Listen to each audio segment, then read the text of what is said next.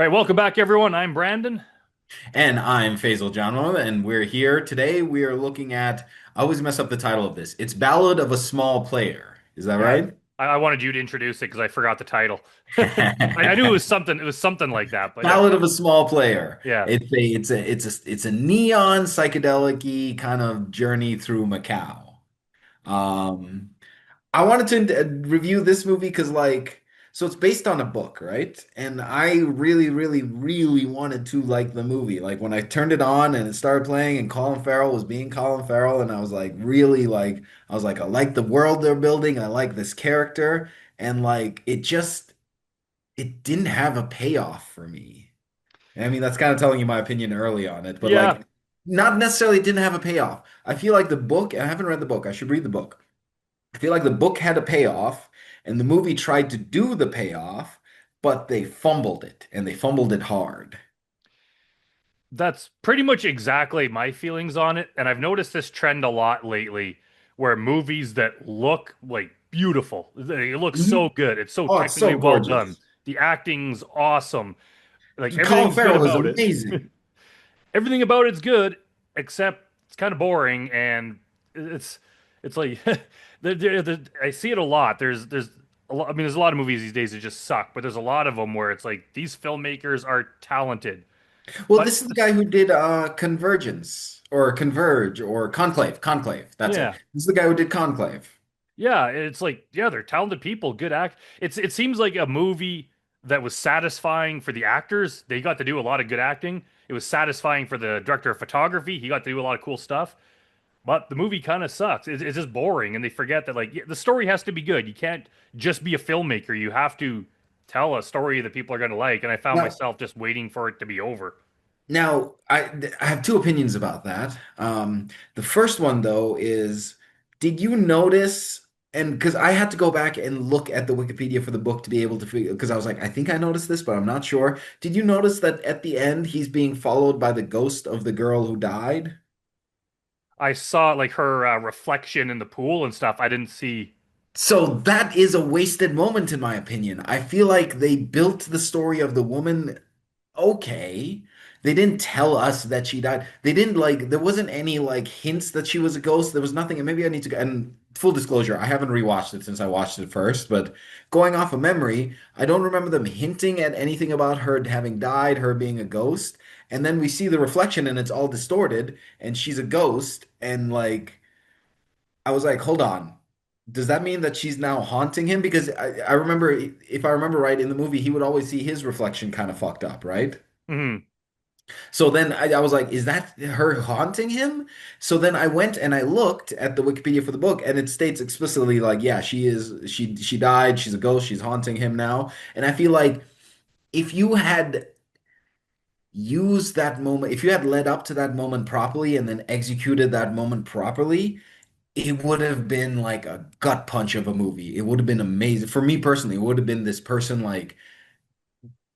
trying to keep up with addiction, trying to keep up with this world he's built for himself, and really failing. And it's him grappling with his morality and if he is or isn't a good person and what he's done and what he hasn't done.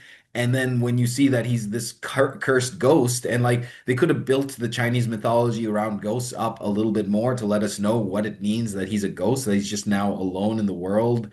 Um, I thought, did we watch Uncut Gems for this show? Yes.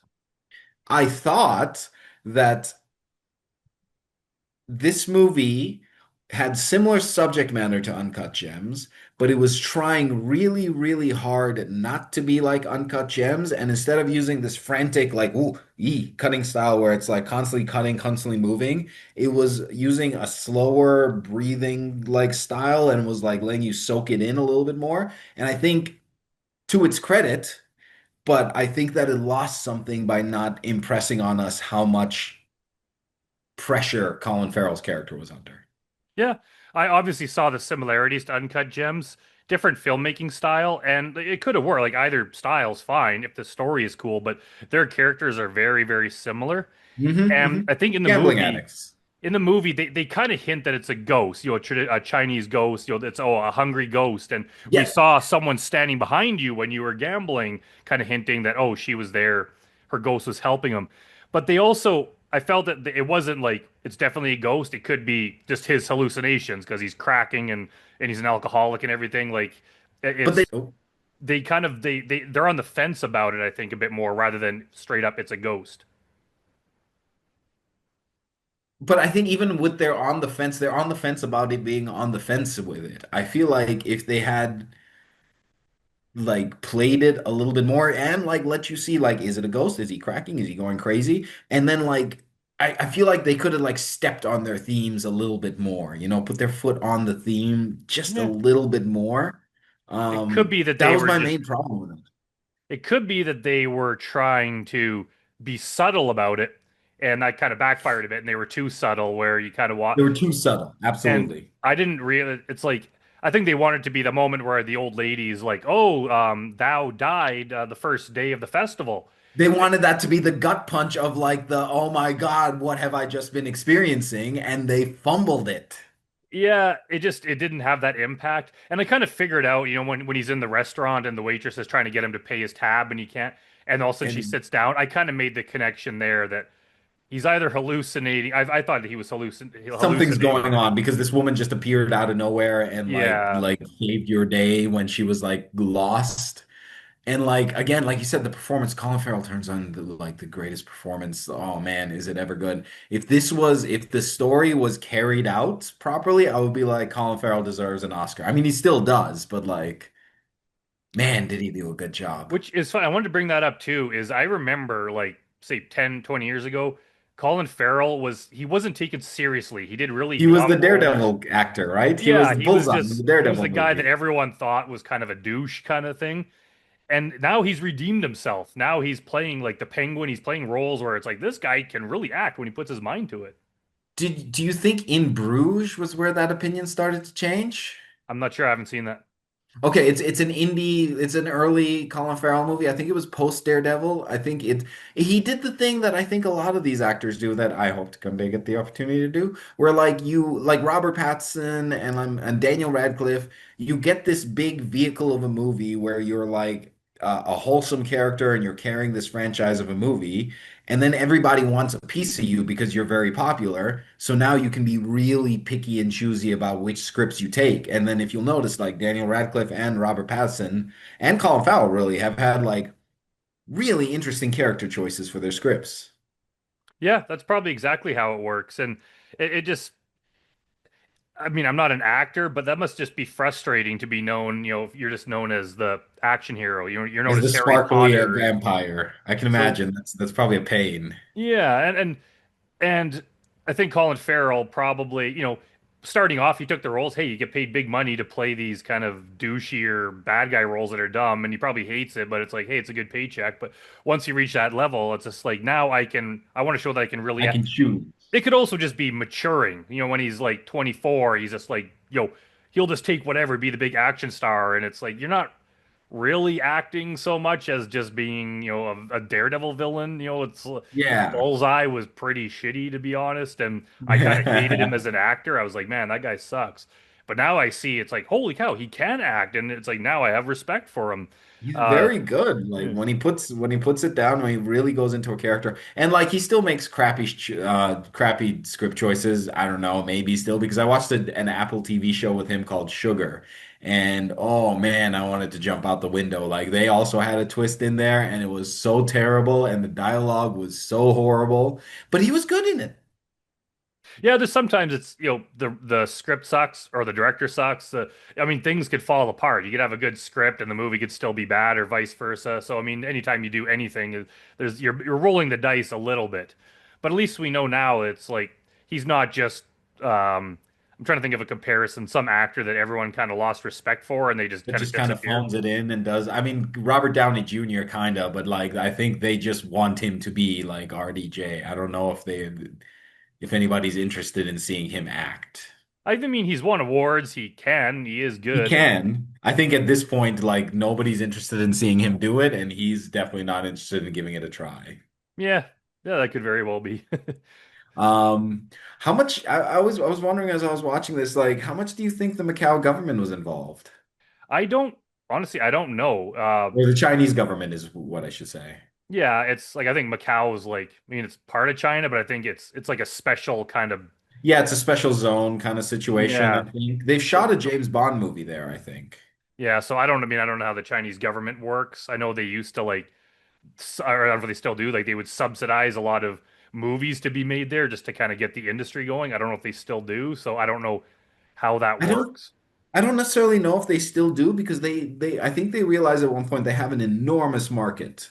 And so if they put out movies that cater to their enormous market, being their enormous population, they can be pretty self-sustaining. But I also know that the Chinese government like really likes to keep control of their image. Like they don't really like if you try to shoot something in China, like at a level that these guys are shooting, I bet you like you have a representative of the government at all times there being like, nah, you can't shoot that. Nah, we're gonna cut this one. But I wonder if it's just like, nah, go for it, do what you need to.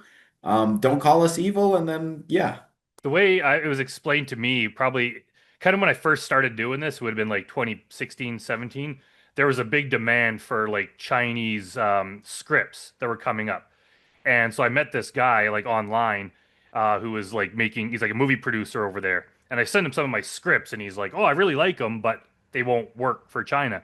So I started pitching him like every time I'd write a new script, Did I he would say pitch. why it wouldn't work for China? Did he say it was like too Yeah, violent or too they're sexual? basically their rules are pretty strict, and every new script I would write, I'd send it to him, and he's like, no, it's not gonna work." Like basically anything with like demons and like basically anything that I would write or like was I was gonna offensive. say, so grotesque definitely wouldn't fly. Yeah, like anything like that. But then I'd write something, I'd be like, "Oh, this one would definitely work," and he'd be like, "Well, there's always something in there."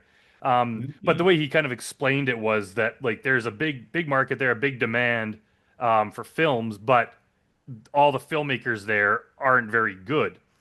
However, people in China, they want to see movies about Chinese people and Chinese Of course, like stories, everybody does. but their filmmakers suck. So they were basically trying to find Western writers and directors to make movies about Chinese stories so that they could make them good. And probably their eventual plan is once all the crews there get up to shape and they can make their own stuff, then they would just, make their own movies. But he said like the rules were like you cannot accuse the government of being corrupt or anything Of course, yeah, yeah, yeah. unless the only thing you can get away with is if you show like one rogue government like guy Elements. who is doing something corrupt and then he is caught at the end and punished to make it look like the government's trying to crack down on corruption even though they're absolutely corrupt.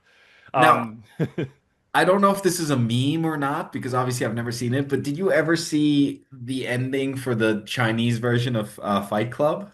no. So there's this still that was going around the internet a little while. And again, I can't remember necessarily. I don't think it was a meme. I think it was real. It could be a meme.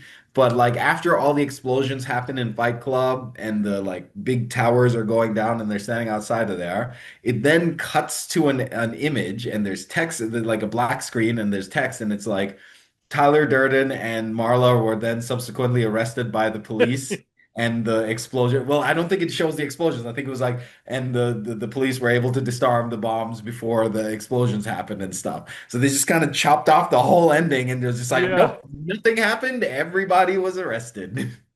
I think there's a hell of a lot of people that live there in a small space and they kind of live under the oppressive foot of the government, so they don't You want can't let them anyone think getting too much about ideas. these things. Yeah, it's kind of like, hey, if you blow up buildings, we're going to arrest you. Don't get any crazy ideas. Which I mean, it's kind of ridiculous. I don't think anyone would pull off a Tyler Durden plan just because they watched the movie. But again, that's their I have, mentality. I have a, I have, I have a, I have a tangent then for you to explore. Have you seen Roofman yet? No. Roofman, it's got Channing Tatum in it and Kirsten Dunst. Love Kirsten Dunst. And it's about a guy who it's based on a true story. And this guy used to rob McDonald's by like breaking in through the roof and then like before they opened and then waiting for them to open and then emptying the trash cash register and running out. And he hit like 47 McDonald's or something like that. Um, and then he got arrested, and then when he escaped from jail and he was living in a Toys R Us, yada, yada, yada. I always wondered because this came out this year, 2025. I wondered when I saw it, Toys R Us is a defunct company. You can get the license, you can say whatever you want about them at this point, I feel like. McDonald's, I truly wonder how much involvement they had in the movie because obviously, like you said, they're not going to allow a movie to be out there that's like, look how easy it is to rob a McDonald's. But like obviously it happened in the movie. They show him going through the roof, they show him empty the register. So I wonder if it's just like, yeah, we're not worried about, or, but like, even if they're not worried about people coming through the roof, I just, like you said, I wonder if it's stoking the idea of like, wait a minute, I could rob McDonald's. Yeah, I don't know how that would work. I mean, if it was a real incident that took place, then I mean, you're allowed to make a story about it because it really happened. But But then they again, had McDonald's logos and branding yeah, all if you're over. using that, it means you would have to license it. It could just be like, "Hey, McDonald's, we'll give you some money to let it," and it's like, "All right, whatever, we'll take the money, and hopefully no one robs us." I don't know how they could have rules. I think a lot of companies have that where it's like, "Yeah, you could use our stuff in your movie, but don't make us look bad," right? Like that It it has could to be be that. because isn't that the thing about the Running Man and Taco Bell or something like that? I don't remember the story, but Oh, wasn't it Demolition Man, you mean? Demolition Man? I'm Yeah. sorry. Yeah. Do you know the story? Is that the only licensing they could get was Taco Bell or something? I remember that was part of the movie was that the only restaurant that exists anymore is Taco Bell. I think it Um, was specifically because that's the only licensing that they could get because no other company wanted to be like the face of the apocalypse. yeah, I that could very well be. Yeah, I just don't know. I don't know. Like, I mean, there's a lot of those deals where like some of them, I guess it's like, hey, we paid a license, you do what we want. But sometimes they're very, very careful. I actually read just a couple days ago. I can't remember some actress. I don't know if it was like Reese Witherspoon or some actress when she was 5 years old was in a commercial. It was like a Burger King or it was some commercial where they kind of trashed McDonald's. They were like, McDonald's sucks, come to our restaurant. And McDonald's sued them for it. And that little girl who was only 5 years old at the time had a was permanently banned for life from McDonald's. Even No. though obviously she had nothing to do with it. Yeah. She was like a Well, toddler, but do you remember Sega Does with Nintendo Can't? no. Or something like that. It was they had this like really Sega put out this really catty ad about like we have 16-bit graphics. Nintendo has 8-bit graphics. And then they were like doing that and I think they also got sued for that. I think if you're a company as big as McDonald's, I think at that point they're always going to be making money. Like McDonald's isn't going bankrupt anytime soon. So I wonder if companies that large, I wonder if the profit motive takes a back seat and more we need to protect the brand takes a front seat. Yeah, it's like there's different ways to look at it. Like one way to look at it is any advertising's good advertising. True, like Taco Bell definitely didn't like go Yeah. defunct after Demolition Man. Yeah, just it probably even got bigger. So it's like, hey, if Yeah. someone's robbing McDonald's, whatever, it makes people think McDonald's. By the way, maybe I should have McDonald's, and then it's gonna work out That good would for be the them. most guerrilla marketing tactic of all time. Yeah, If after the movie, McDonald's then staged a bunch of robberies in their McDonald's to have that people like go to McDonald's. that might be going a bit too far, but You never know. Did you see the whole alien prophecy marketing where they had people like the aliens walking the streets and stuff? I oh don't know yeah, how crazy marketing is going to get in the next couple of years. yeah, like the real. Yeah, I've seen that for like horror movies. Let's get a bunch of clowns to go around and harass people to scare them for a movie. Yeah, it's might be taking things a bit too far, but I guess you gotta do something to get your movie noticed, and I'll that's tell you what, if there's a series of McDonald's break-ins, and if they catch the guy, and if the guy says anything to the extent of, I just needed to go there because it was a good burger, you'll know it was a guerrilla marketing tactic. yeah. I think you'd be able to spot it. And the thing is, just like people on the internet are, there's a lot of internet sleuths that are Oh, pretty mine is there savvy. ever. And they would figure it out that it's a con like pretty quickly, and then word would spread. So I think they'd be better off not staging anything like that, and just like, hey, if you're talking about McDonald's in your movie, can't hurt to have people see it. Anyways, this movie. What are your thoughts on it? Do you have a rating on it? I think our rating might be kind of similar, but I'm I'd always I'd I'd give it a 4. okay. I'd give it a 6. I'd say it was better than average, but I think it blew its moment. I think it had a moment, and it could have really used that moment to really shine, and instead it blew its moment. Yeah, I just think we've kind of reached a point in filmmaking where it's like you don't have to work that hard to make it a good-looking movie. Like True, cameras are good true. enough, crews are talented enough, like you can make this movie look and sound amazing.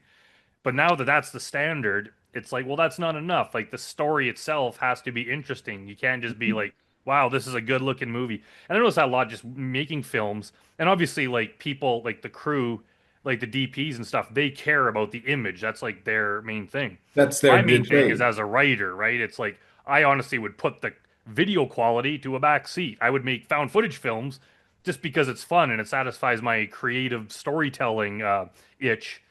I would prefer that than just a good looking movie that's boring. And there's a lot of them now that it's like, yeah, this movie looks good, but god damn it, it's Got it, just boy. boring. And it's like, it's not good enough anymore to be like, wow, what amazing visuals. I think that's where we differ a little bit is I'm picking up that you thought the story overall was kind of boring. I thought the story was pretty engaging, but I thought it was executed poorly. Do you think like even if it was executed in a way that like I'm describing, if they like hinted a little bit more, if they like bully footed a little bit more, it would have been a better story? Or do you think the story was Oh just no, like, like I think the story itself was good. I think if the movie was like 20 minutes long, it could have been good. It's just they stretched out every scene. It's like here's him walking down the street, and they just like it's like it's starting to be pretentious where it's like okay, the shot goes on for 45 seconds. It could have how been long was 5 it? seconds. The movie Um, it's only like an hour 40. Like it wasn't Okay, that yeah, it long. was. It is an hour 40. I think again I think that's a deliberate style choice, I think in opposition to Uncut Gems. I Yeah. think because Uncut Gems, I can't remember, did you like Uncut Gems or Oh, did I you did. not? I liked it a lot. Okay, I think in opposition to that fast cutting and that like quick movement that makes you feel that tension, they were like, okay, we have to go the opposite direction. I don't know, maybe. I'm Yeah. imagining that I prefer the slow. Like I don't like quick cuts. I slow prefer cinema the is less nice frantic. And you could have that like No Country for Old Men, like a movie like that where it's slower paced, and big slower open shots, fields. but the story I was engaging. So it's like you could tell a good story with very few shots and stuff. But as soon as I start noticing where it's like, yeah, I get it. This shot is nice. It just goes on forever, and then it's and you want to give Colin Farrell his acting moments. You want to let him Yeah, totally. cry for like 7 minutes. It's like, come on, guys, just get a move on. I just found that Okay, kind so of you thing. think it could have been just a better as a short film? Because I think what Yeah, it needed is a "this is how I win" moment from Uncut Gems, where he's like he's at the end and he's at the end of his rope, and then the dawning comes on him that like, oh, wait a minute. If I hype you up, you're gonna go up out there and fuck them up. This is as close as a sure bet as I'm ever gonna get. I think it needed something along those lines in this movie where like he comes to realize that like he is the realization dawns on him that he is a hungry ghost and all he's ever going to do is eat and he's never going to be satisfied. And what does he do with that information? Like I feel like that not necessarily missing, but they didn't draw you that path. yeah. Or like you said, they were trying to be too subtle with that path, and they were trying to be subtle with that path, and they were just too subtle.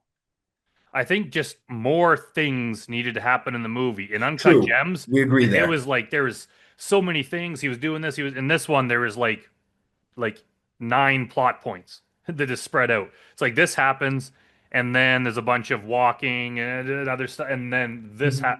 and it's like they could have just put more, either made it shorter or put more in there. There just like wasn't enough substance. It was like good acting, and there's nothing wrong with it. Like I'm not saying movies can't do that. It's just like my personal taste. I don't like that kind of thing. It's got to go somewhere. It's Yeah, got some to go people somewhere. It's might got have to. loved that. It's just a slower type of storytelling. But the thing is, there's a lot of older movies too, like even from the 30s, where it was a way slower pace.